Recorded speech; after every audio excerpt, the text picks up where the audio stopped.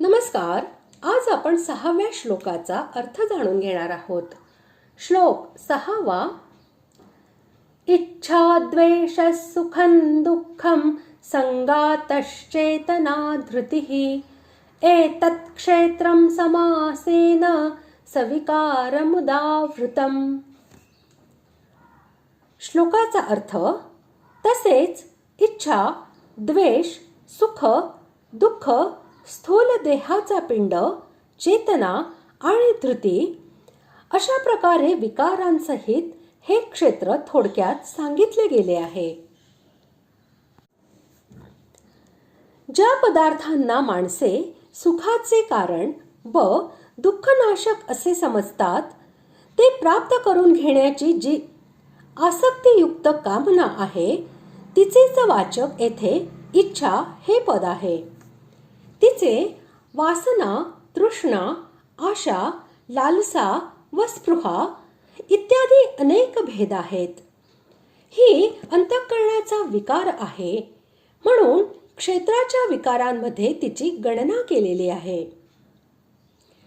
ज्या पदार्थांना मनुष्य हा दुःखाचे कारण किंवा सुखाला बाधक समजतो व त्यामध्ये जी विरोध बुद्धी असते, तिचे नाव द्वेष होय. वैर, ईर्ष्या, घृणा, क्रोध इत्यादी याची स्थूल रूपे होत. द्वेष हा अंतःकरणाचा विकार आहे, म्हणून याची गणना हे क्षेत्राच्या विकारांमध्ये केलेली आहे.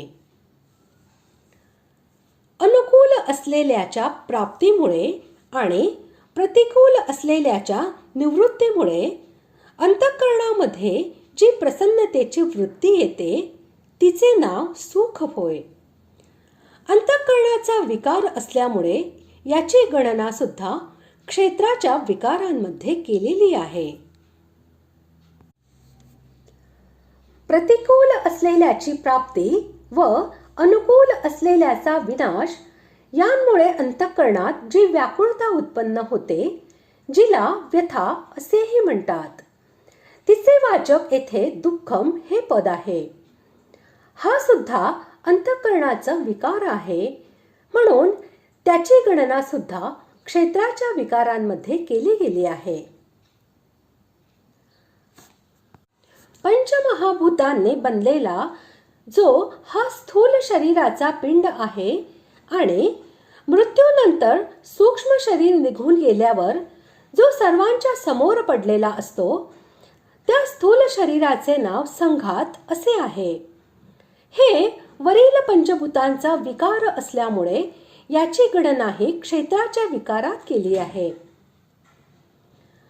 अंतःकरणामध्ये जी ज्ञानशक्ती आहे, जिच्याद्वारे सुख दुःख व सर्व पदार्थांचा अनुभव येतो, जिला 10व्या अध्यायातील 22व्या श्लोकात चेतना असे म्हटले आहे, तिचेच वाचक येथे चेतना हे पद आहे.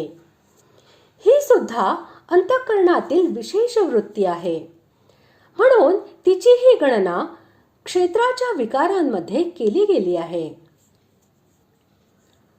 18व्या अध्यायातील 33व्या, 34व्या व 35व्या श्लोकामध्ये ज्या धारण शक्तीचे सात्विक, राजस, तामस असे 3 भेद केलेले आहेत, जिच्यातील सात्विक अंशाला 16व्या अध्यायातील 3ऱ्या श्लोकामध्ये दैवी संपत्तीमध्ये धृती या नावाने गणले आहे, तिचेच वाचक येथे धृती हे पद आहे.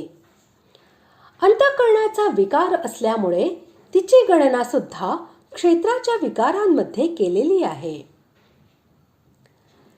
हे विकारासहित क्षेत्र संक्षेपाने सांगितले आहे. या म्हणण्याचा असा भावार्थ आहे की इथपर्यंत विकारांसहित क्षेत्रांचे संक्षिप्त वर्णन झाले. अर्थात 5व्या श्लोकात क्षेत्राचे स्वरूप संक्षिप्तपणे सांगितले आणि 6व्या श्लोकामध्ये त्याच्या विकारांचे वर्णन संक्षिप्तपणे केले आहे.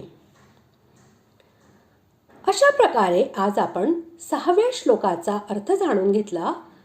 पुढील भागात आपण 7व्या श्लोकाचा अर्थ जाणून घेणार आहोत. धन्यवाद.